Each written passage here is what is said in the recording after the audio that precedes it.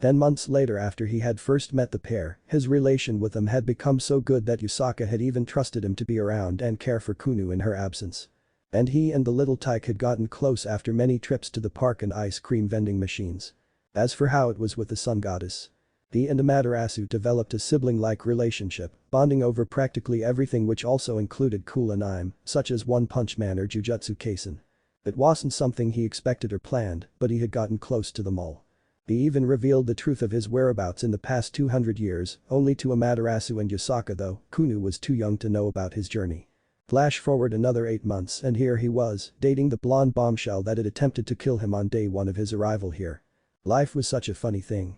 Stopping his ministrations, Naruto watched, amused as Yasaka whined before she peered down on him with an adorable pout on her lips. "Would you stop?" He grinned, "So I can do this." Raising his head, he caught her lips in a kiss, lips mashing together and moving sensuously in a rhythm that could only be described as mesmerizing. Yasaka moaned, and Naruto took the chance to slip his tongue in her mouth, easily finding her own before they eagerly engaged in a saliva-swapping exchange. As much as they both enjoyed the act of Naruto caressing Yasaka's ears and tails, it brought them nowhere near as much pleasure as when the two of them would make out. That was a much more fun hobby of theirs, one that they loved and usually partook in for hours on some days. In fact, Kunu had almost caught them a few days ago. Fortunately for them, she hadn't. Naruto doubted he or Yasaka could explain their way out of why the two of them were touching lips and tongues.